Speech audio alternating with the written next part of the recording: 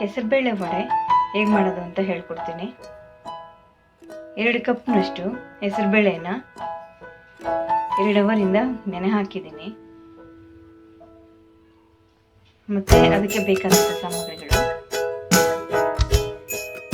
ಒಂದು ದೊಡ್ಡ ಸೈಜಿಂದ ಈರುಳ್ಳಿ, ಕೊತ್ತಂಬರಿ, 1 ಟೀ ಸ್ಪೂನ್ ಕೆಂಪು ಮಿರ್ಚಿ ಪೌಡರ್, ರುಚಿಗೆ ತಕ್ಕಷ್ಟು ಉಪ್ಪು,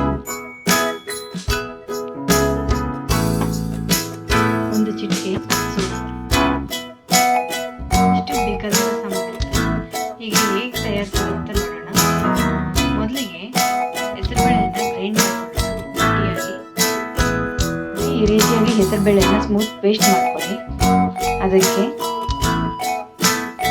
ಈರುಳ್ಳಿ, ಕೊತ್ತಂಬರಿ, ರೆಡ್ ಮಿರ್ಚಿ ಪೌಡ್ರು, ಉಪ್ಪು ಮತ್ತು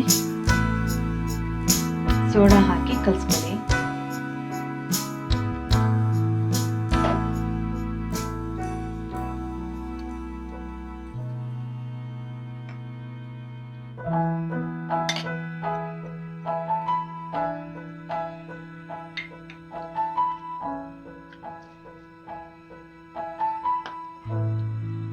ನೋಡಿ, ಈ ರೀತಿಯಾಗಿ ಹಾಕಿ ಚೆನ್ನಾಗಿ ಕಲಿಸ್ಕೊಳ್ಳಿ.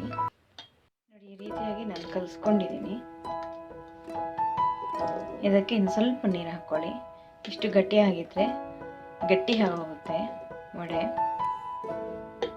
ನಾನು ಇನ್ನು ಸ್ವಲ್ಪ ನೀರು ಹಾಕ್ಕೋತೀನಿ.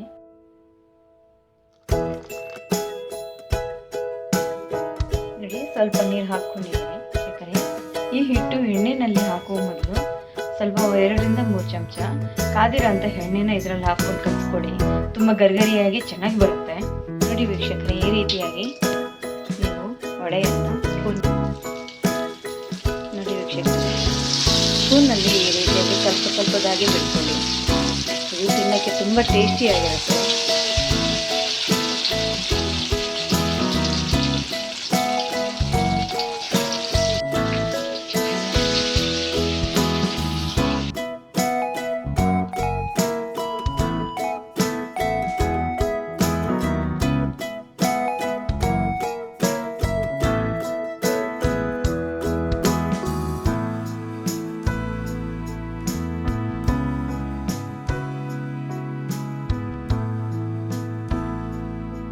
ನೋಡಿ ವೀಕ್ಷಕರೇ, ಎಣ್ಣೆಯಲ್ಲಿ ಡೀಪ್ ಫ್ರೈ ಮಾಡಿದರೆ ಈ ರೀತಿಯಾಗಿರುತ್ತೆ. ಇದು ಸವಿಯಲು ತುಂಬ ಅಂದರೆ ತುಂಬ ಟೇಸ್ಟಿಯಾಗಿರುತ್ತೆ. ನಮ್ಮನೇಲಂತೂ ತುಂಬ ಫೇವ್ರೆಟ್ ಡಿಶ್ ಅಂದರೆ ಇದೇನಪ್ಪ.